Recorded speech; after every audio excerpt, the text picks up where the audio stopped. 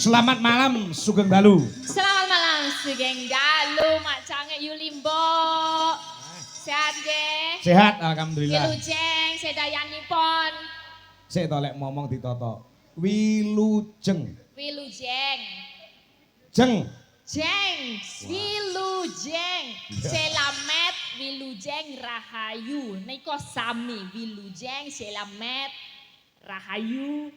Tegese ora kurang sawiji opo. Yo, opo. Ya, ora kurang sawiji opo-opo.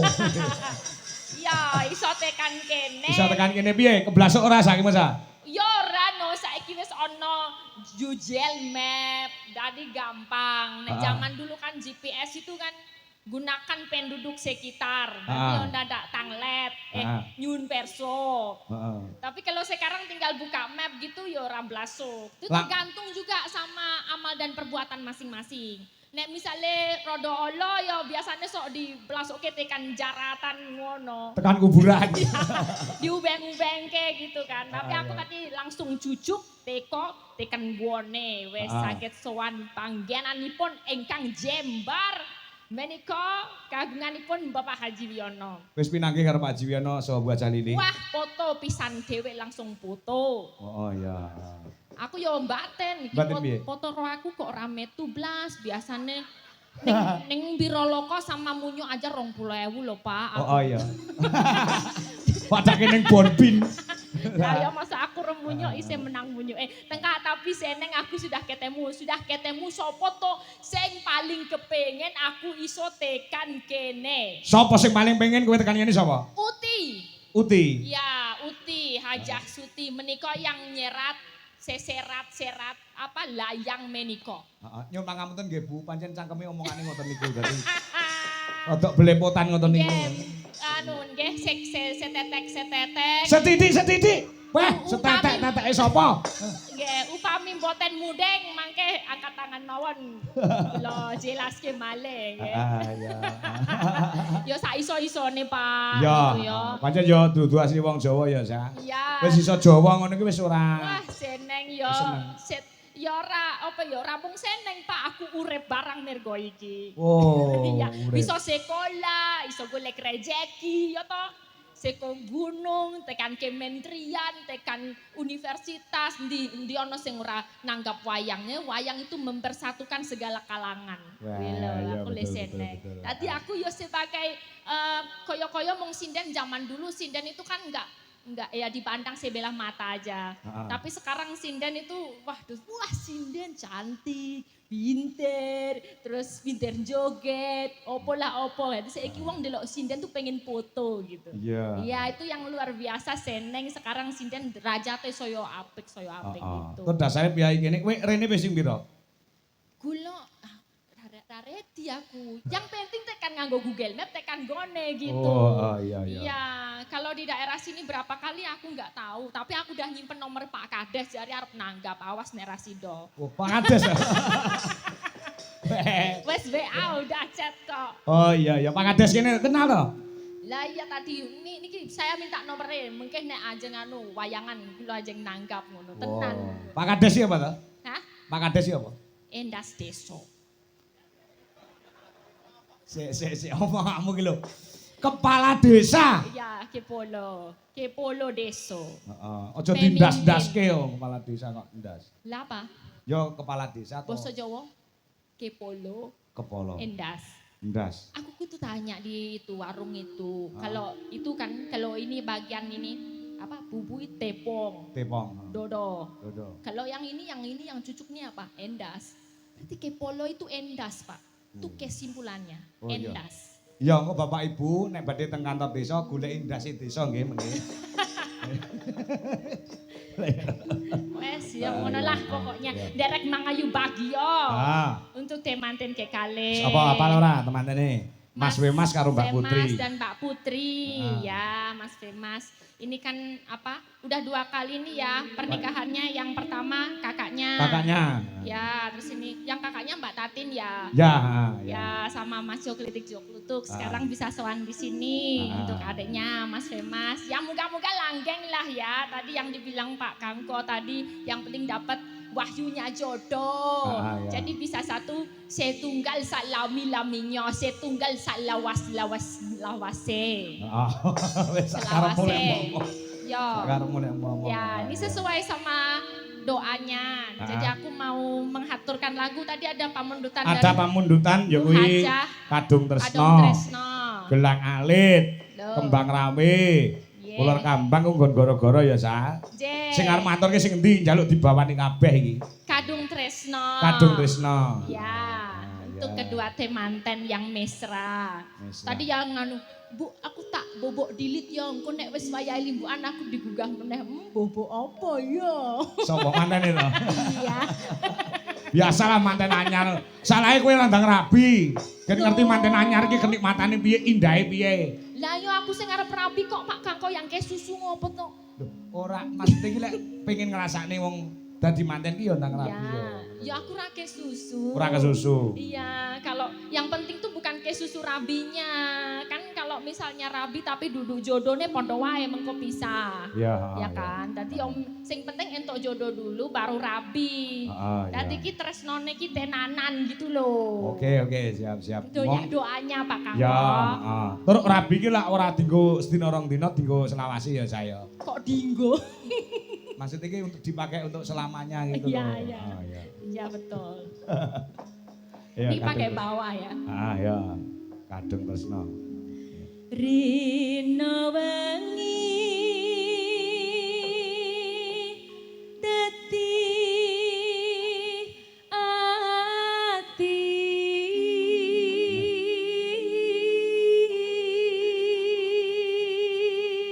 niki dudu cah Jogja lho. Pak De, Mbok De, cah Sulawesi. Kok Suwal to, Pak? Sulawesi iki wong kene nek aran Sulawesi. Sulawesi lho. Sulawesi. Suwal itu tuh katok lho. Ya Suwal ki katok. Celana lho. Dadi katok wesi ya. Piye kuwi ora baret. Ya. Tepatnya ngendi alamatmu? Sulawesi. Seko Toli-Toli. Saka ngendi? Seko Toli-Toli. Oh, desane Toli-Toli. Ya tol loh, bukan tol. Beda, Jawa itu ada TH, ada T. Yang ini yang T aja. T. Toli-Toli. Ya. Besok lah main sana ya Pak. Ya. Tapi ya rekoso lho. Ngapa? Ya itu kalau ke Toli-Toli atau ke Lambelu aja. Kalau ke Lambelu nanti panjenengan niku turun di Palu. Di Palu ndase ngono to? Turun pesawat itu loh. Turun di Palu. Turun di Palu. Terus nanti langsung naik Bon Kopi, dari Bon Kopi itu di Toboli. Dari Toboli di Toboli piye to lek ngomongnya? Toboli. Toboli iki? Iya, itu dari Bon Kopi turun itu Toboli. Toboli. Ya, Toboli poso lah nanti lagi nggon Lampelu itu. Dolan rono ada. Rasa. Rekoso. Rasa we. Tekan ngono langsung di Palu. Pas ndase. Oh iya tempatnya situ kok. Tanpa dahar, tanpa nendra.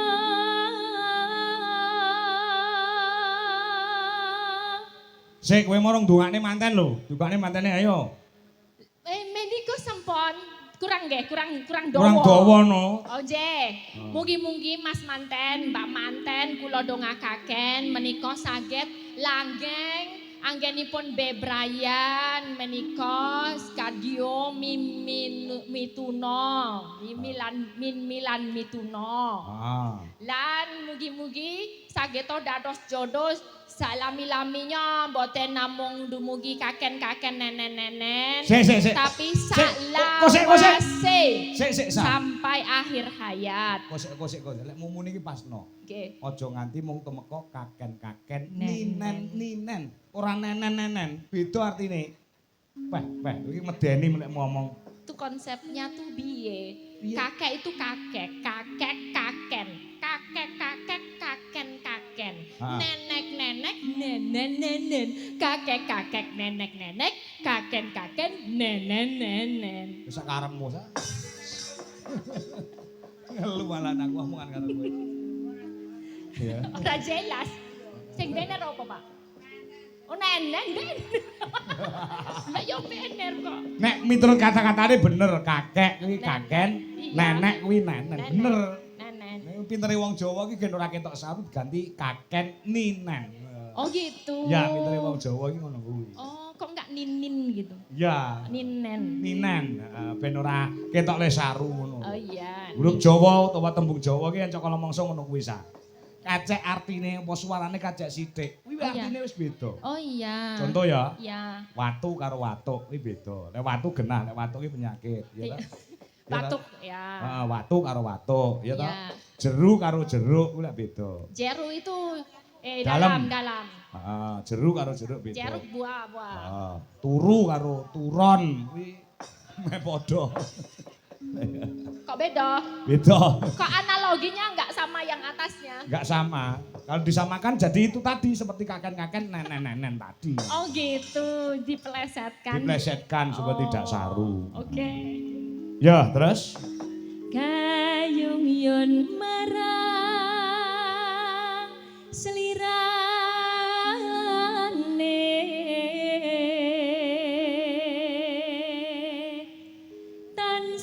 tansah gumawanging netra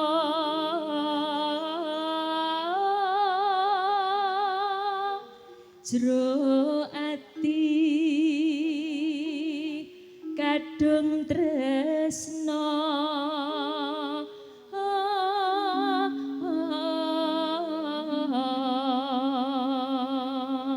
Dadi anak loro tanggap ke wayang kabeh. elek ya Pak. Dungane iki- berkah oke pokoke. Lah Kalau iya. gak tambah kebak. Terus dalange nggih niki mboten gantos. Lah iya mula kuwi. Lah iki Saking tresnane kalih Pak Kangko sarombongan. heeh, harapane berarti iki ketoke lek wayangan ya wis. Mergo anake loro wis ditanggapke kabeh kok. Kan saking Pak Haji Wiono kan ada 2 saudara kan. Yang anak kedua. Oh, mbok Anaknya menawa sok kedua Bu Haji Suti, Bu Hajah Suti itu kan. iya. Nanti yang kedua Mbok Menowo ya kan. menawa sok ndut nampa putu terus wayangane ya. Amin amin Lah amin iya, amin sok amin. nek nampa putu wayangane. Delok daleme omahe kaya ngono kok. Ombone kaya lapangan Oh kok. jembar tenan. Kursine empuk sing iso dingenekke lho Pak. Piye? Waduh. Gitu loh. Ayo. Jembar. Besok itu kalau dalang tuh yang buat nompo tamu tuh kasih kursi yang kayak gitu loh. Jangan yang kayu besar gitu. Kasih kursi yang bisa Iya ya kan cerewet. enak bisa gini gitu. Kae larang lho sake. Hah? Larang. Kok larang? Gelem ra gelem nek nang nggonku ya kayune ya. Lungguhane ya kayu ngono kuwi nek nang nggonku. Tapi sama kayu jati mahal mana? Sama yang kursi yang bisa diginiin itu. Ya mahal. Mana itu kan? Sing empuk itu kan. Empuk itu. Pokoke sing empuk-empuk ki larang saya. Dan liya among seliramu satemah loro asmara.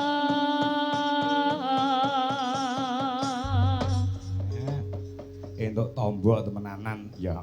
Sore Ya. mau lek suwepi ora nek piyayi bareng limbukan wayangan wis penonton wis pirang-pirang. Melumpuk ya Pak. Heeh. Wes, terima kasih. Terima kasih. Wayangan tuh semangatnya ya karena ditonton orang banyak. Walaupun sekarang udah zaman streaming tapi ya tetap peran penonton di tempat itu penting sekali. Luar biasa. Ya, Beda Pak, ya. banget. Dek wingi aku Beda. neng alun-alun Jombang, Sa. Ya. Itu penontonnya di blokade panggungnya dhuwur. Dadi penontonnya muadoh. Aduh. Dadi kaya rekoso sewengi Iya, kaya ijen bener. gitu lho. Susah. Nek bisa menyatu kaya ngene kan iso ana Bisa interaktif. lihat.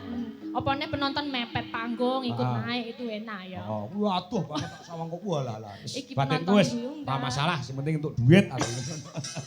Saya ya. Oke. Monggo dilajengaken kadung Ya. Trisno. Nah, yuk. Lama. Lamat wis keton tejane yen mbok mrengkang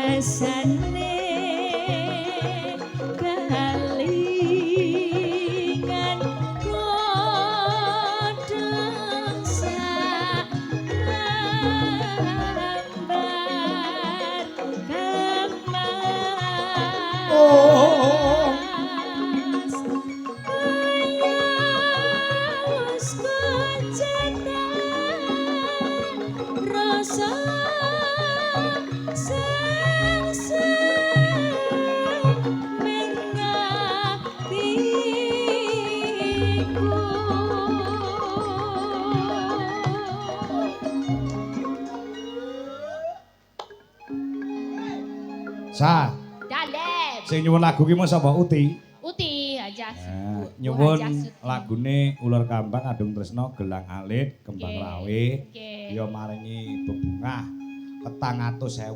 Waduh, emah nuwun Uti. Dadi njaluk lagu papat iki duwite atusane ya papat, sak lugu 100. Waduh, mayang ya. Ning 100 sih nek sak lagu mongko sing main ke sak lagu ki ora mung penyanyi tok lho. Yogo cacahe kira-kira sewidak. Yogo berapa Pak orangnya? Yogo 30 orang. 30 berarti di poro 30 engko mung entuk piro? 2000. Wis ora apa-apa. Ora apa-apa ya. Ora apa-apa iki diklumpukne nggo kabeh. Tuku kecap iso nggo sesasi. Oh iya.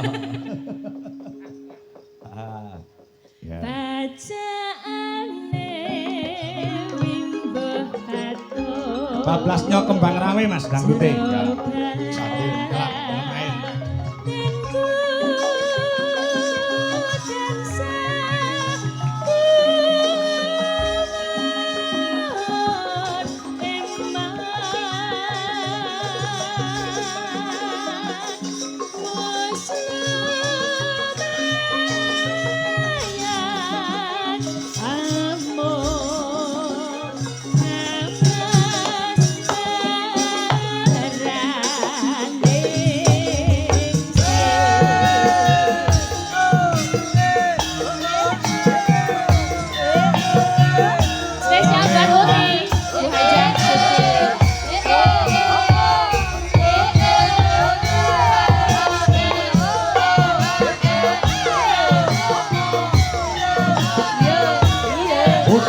Selalu guys, going on.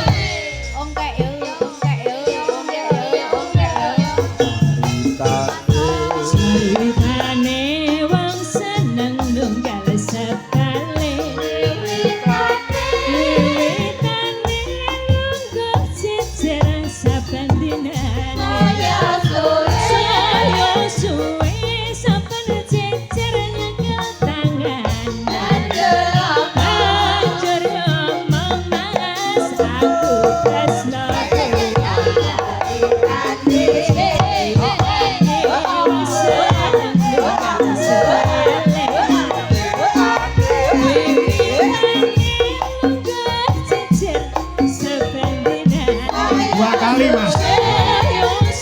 Yang kedua Samboyo.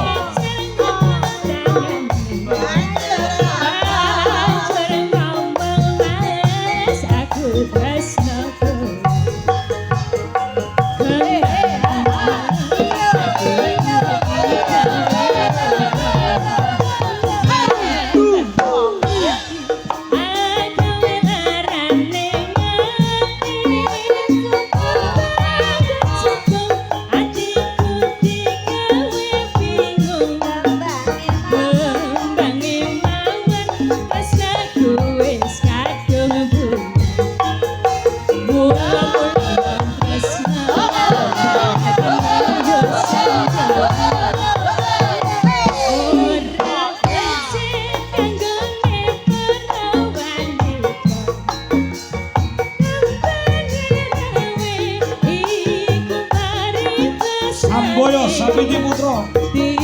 Timbang rame luweh becik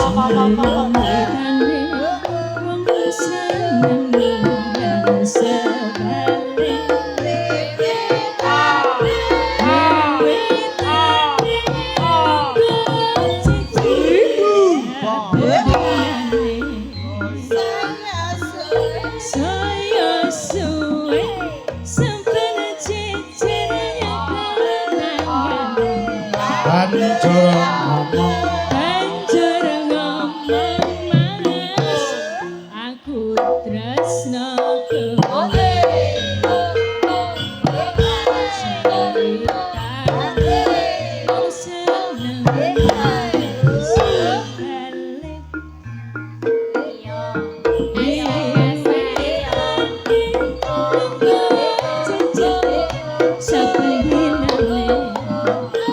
Saya